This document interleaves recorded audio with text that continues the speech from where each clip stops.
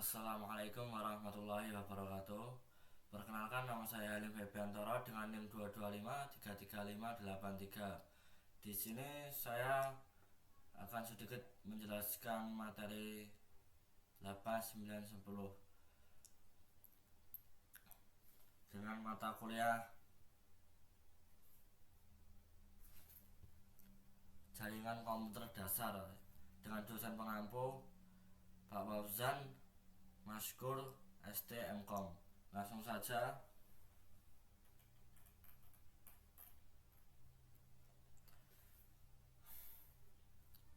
Mengapa saya harus mengambil modul ini?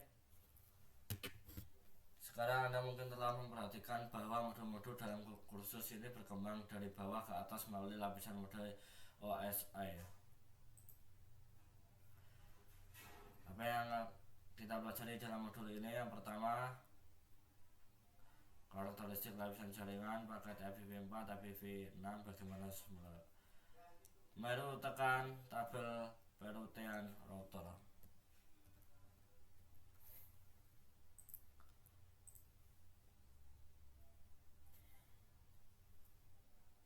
Lapisan jaringan atau OSI layer 3 menyediakan layanan yang memungkinkan perangkat akhir bertukar data melalui jaringan seperti yang ditunjukkan pada gambar. IPv4, IPv4 dan IPv6, IPv6 adalah protokol komunikasi lapisan jaringan utama.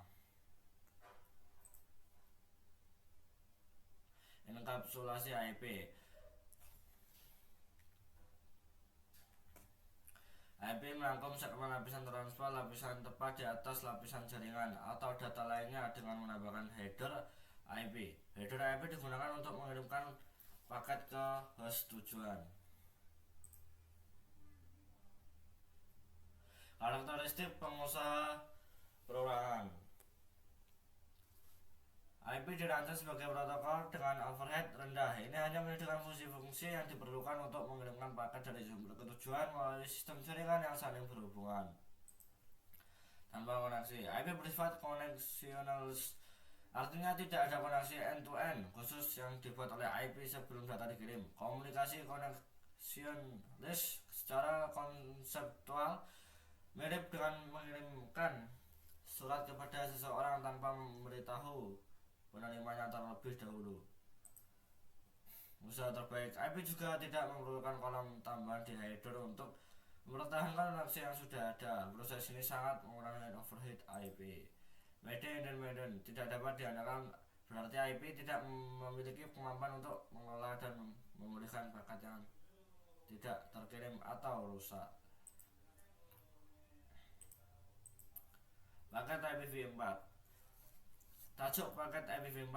IPv4 salah satu protokol komunikasi lapisan jaringan utama. Header paket IPv4 digunakan untuk memastikan bahwa paket ini dikirimkan ke perhentian berikutnya dalam perjalanan ke perangkat akhir tujuan.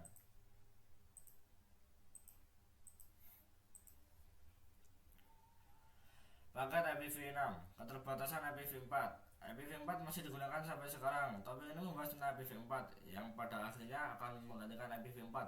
Untuk lebih memahami mengapa Anda perlu mengetahui protokol IPv6, Anda ada baiknya mengetahui keterbatasan IPv4 dan kelebihan IPv6.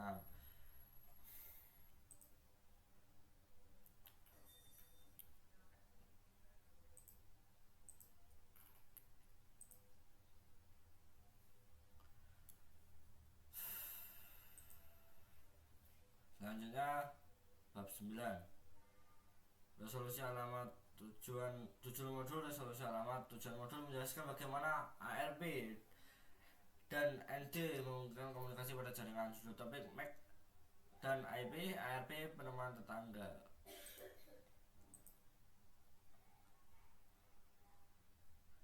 MAC dan IP tujuan di jaringan yang sama. Terkadang sebuah host harus mengirim pesan, namun ia hanya mengetahui alamat IP perangkat tujuan. Tuan rumah perlu mengetahui alamat MAC perangkat itu, tetapi bagaimana cara menemukannya? Disinilah penyelesaian masalah menjadi penting. Ada dua alamat utama yang diterapkan ke perangkat di LAN Ethernet: alamat fisik, alamat MAC; alamat logis, alamat IP.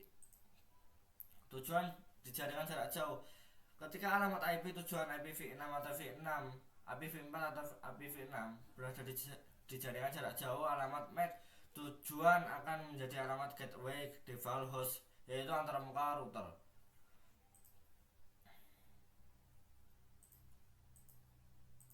ARP over 5 XDR ARP. Jika jaringan Anda menggunakan protokol komunikasi IPv4, protokol resolusi alamat atau ARP adalah yang Anda perlukan untuk memetakan alamat IPv4 ke alamat MAC. Topik ini menjelaskan cara kerja ARP. Fungsi ARP: ketika sebuah paket dikirim ke lapisan data link untuk dienkapsulasi ke dalam frame Ethernet, perangkat merujuk ke tabel di memorinya untuk menemukan alamat MAC yang dipetakan ke alamat IPv4. Tabel ini disimpan sementara di memori RAM dan disebut tabel ARP atau cache ARP.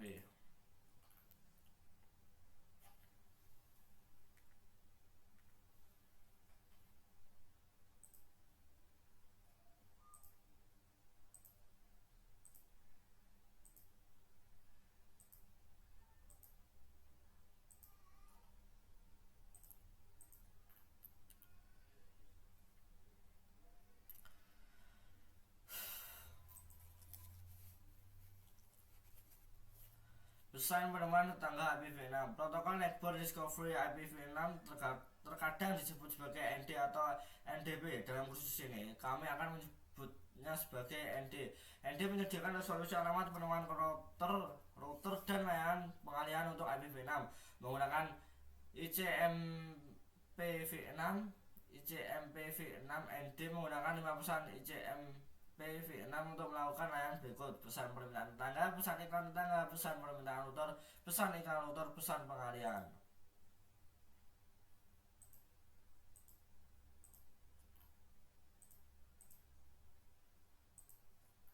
Langsung aja ke bab 10. Yang kita belajar di bab 10 yaitu konfigurasi pengaturan router awal, konfigurasi antarmuka, konfigurasi gerbang default. Langkah konfigurasi router dasar.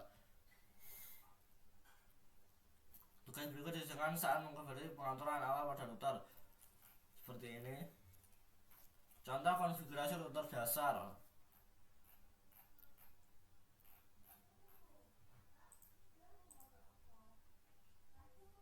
Konfigurasi kanan antarmuka router. Pada titik ini router Anda memiliki konfigurasi dasarnya. Langkah selanjutnya adalah mengkonfigurasi antarmuka mereka. Hal ini karena router tidak dapat dijangkau oleh perangkat akhir sampai antarmuka dikonfigurasi. Ada banyak jenis antarmuka berbeda yang tersedia pada router Cisco. Misalnya router Cisco ISR 4321 dilengkapi dengan 2 antarmuka gigabit Ethernet.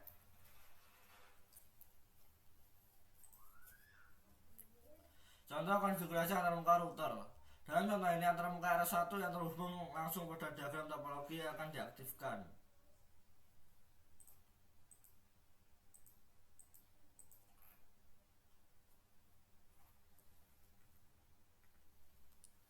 Konfigurasi gerbang default. Gerbang default pada sebuah host.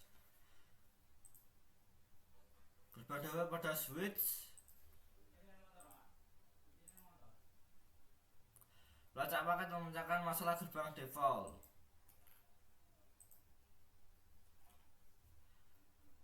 Pelacak paket memecahkan masalah gerbang default. Agar perangkat dapat berkomunikasi melalui beberapa jaringan, perangkat harus dikonfigurasi dengan alamat IP, subnet mask, dan gateway default.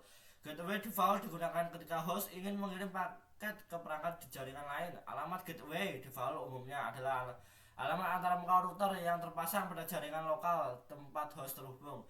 Dalam aktivitas ini, Anda akan menyelesaikan pendokumentasian jaringan. Anda kemudian akan memverifikasi dokumentasi jaringan dengan menguji konektivitas ujung ke ujung dan memecahkan masalah. Metode pemecahan masalah yang akan Anda gunakan terdiri dari langkah-langkah berikut. Yang pertama, verifikasi dokumentasi jaringan dan digunakan tes untuk mengisolasi masalah. 2. Menentukan solusi yang tepat untuk suatu permasalahan tertentu. 3. Terapkan solusinya. 4. Uji untuk memverifikasi bahwa masalah telah teratasi. 5. Dokumentasikan solusinya. Sekian dari saya. Bila ada salah kata, saya mohon maaf. Saya tutup. Wassalamualaikum warahmatullahi wabarakatuh.